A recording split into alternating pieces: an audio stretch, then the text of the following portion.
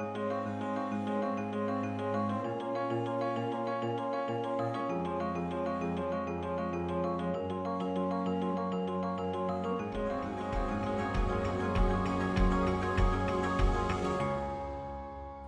and welcome to Conversations on Europe, Teachable Moments, brought to you by the European Studies Center at the University of Pittsburgh. My name is Kathy Ayers, and I am the Outreach Coordinator with the European Studies Center, and I'm here today with Sarah Niobe, who is the visiting 2018 Rooney Scholar with Robert Morris University. And she is here today to talk to us a little bit about multiculturalism in France, as well as her own personal research related to issues of identity within the workplace. So I'd like to just start off by thanking Dr. Niobe for joining us today, and if she could start by kind of talking a little bit about what are the differences between church and state in France? In France, of course, when I see France and the US, I can see that, the two countries are different in their interpretation of the relationship between church and state. I would say that, both of the countries consider themselves as secular, but their interpretation of secularism is not completely the same. For example, in the US, when a new president is elected, he has to swear on the Bible.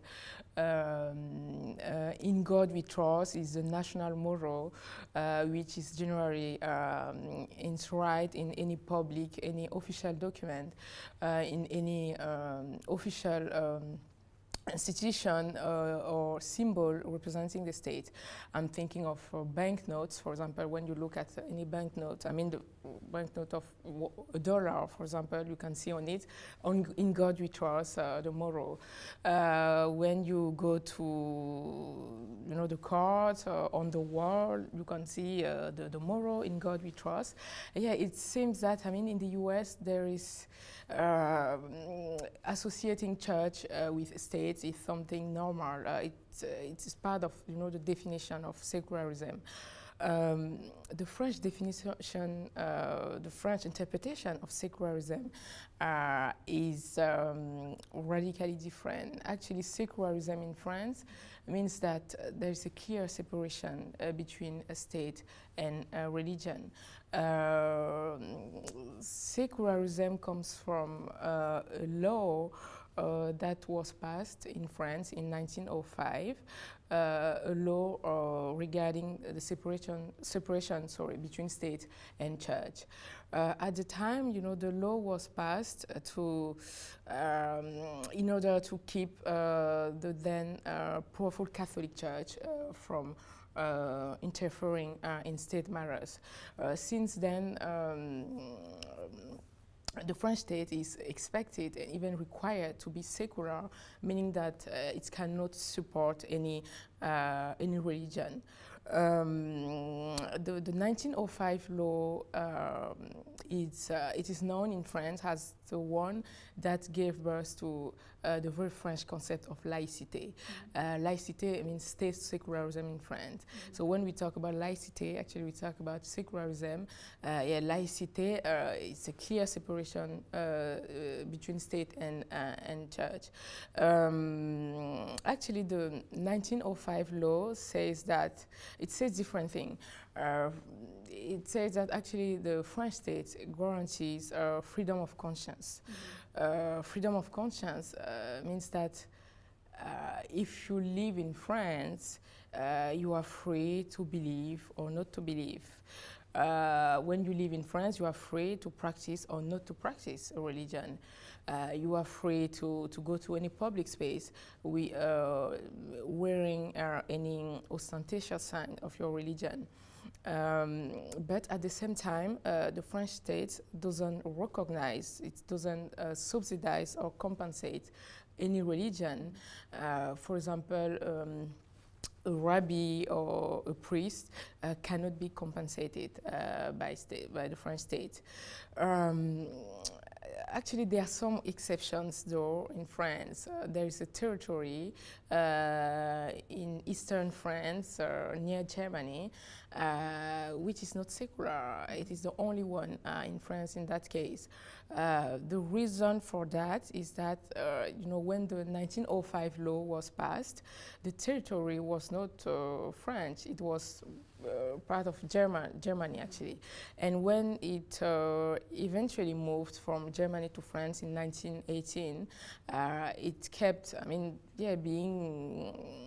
even today it's not secular. So the state in that territory keeps, supporting religion, meaning that the priests, for example, are paid by the French state. But in other cities in France,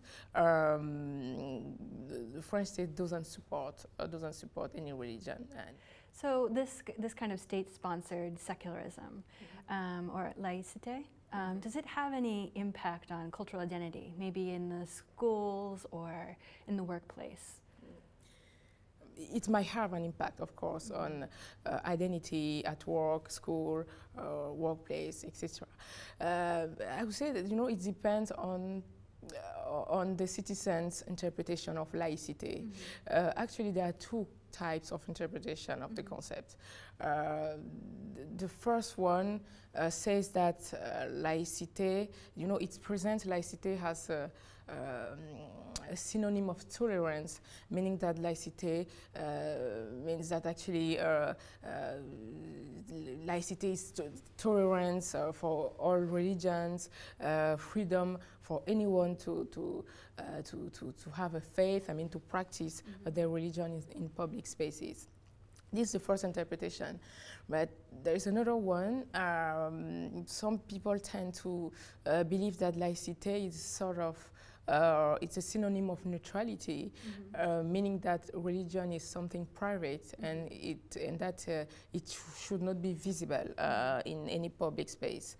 My understanding of the law of the French laïcité is that actually, laïcité it's a synonym of neutrality, but neutrality only for public officials and for school children.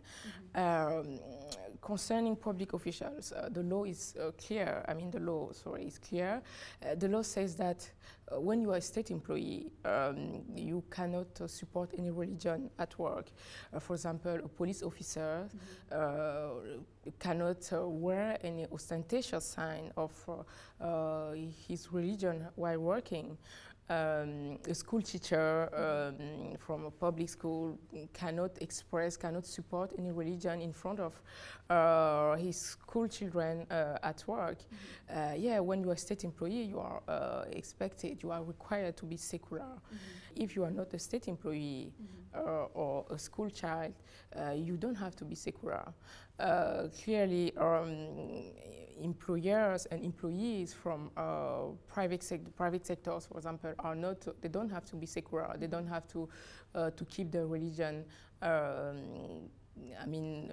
separate from their work.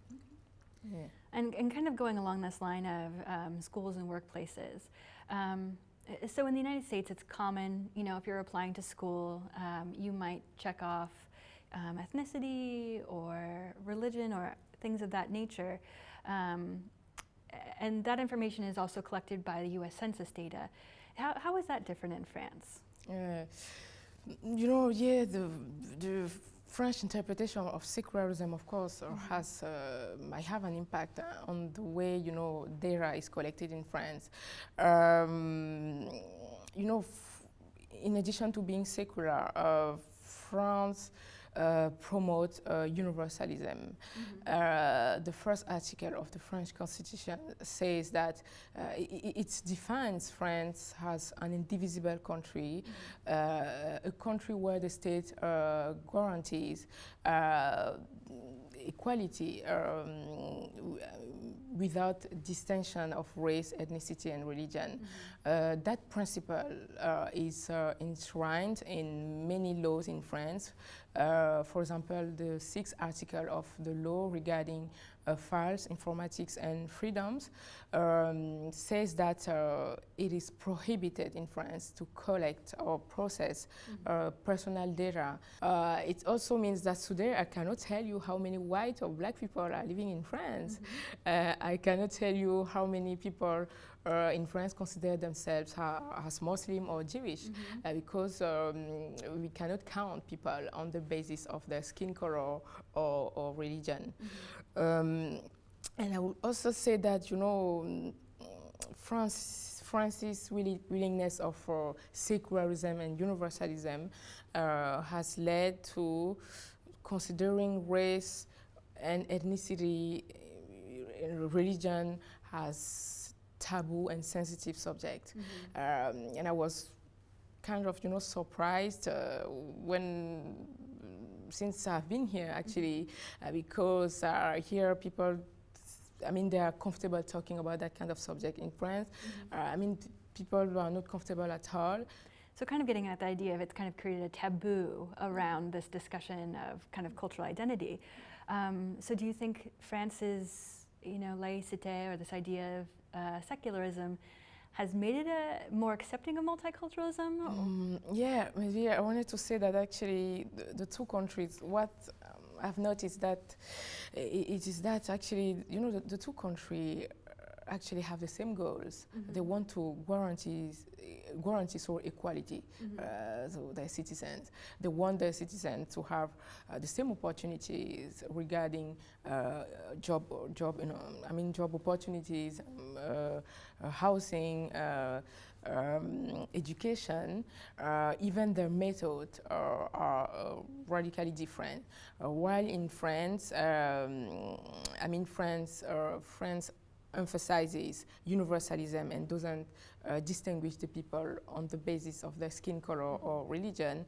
The US, in contrast, highlight people's differences by systematically completing ethnic statistics to ensure equality, I mean, to all the citizens. Yeah, the two countries, yeah, they have the same goals, although their methods are different. But in both the countries, despite their effort to tackle, I mean, to fight discriminations, racism is still an issue in both the country. So basically you're saying that, you know, France and the United States are very similar. They just have different paths of getting to this idea of equality, either universalism or multiculturalism. And yet they both are still dealing with issues with racism and discrimination. And in your research, you kind of talk a little bit about this idea of cultural dominance and cultural identity, and how this idea of secularism is kind of affecting people specifically working in a company in Tunisia. And I'm wondering if you could speak a little bit about that. Yeah, my research, I've been studying Tunisia and, you know, offshore call centers located in Tunisia and working as subcontractors for Western multinational companies. They work for companies which are located in France, in Switzerland, and in Belgium. And Tunisia is a Muslim country. The first article of the Tunisian constitution says that religion, I mean, that Tunisia's religion is Islam. Most of the people in Tunisia consider themselves as Muslim. But in the country, secularism has been an issue as well. You know, it has been promoted by the first two presidents. It was promoted, by the first two presidents, President Bourguiba and President Ben Ali. And you know, there's the video online, for example, showing you know, the first Tunisian president, President Bourguiba, encouraging a woman to take off her veil in a public space. And during the presidential term of Ben Ali, the second president, secularism was also a big deal. School children, for example, I mean, all the public school in Tunisia at the time, I mean, were required to be secular, meaning that the school children must not, they could not display any sign of their religion at school.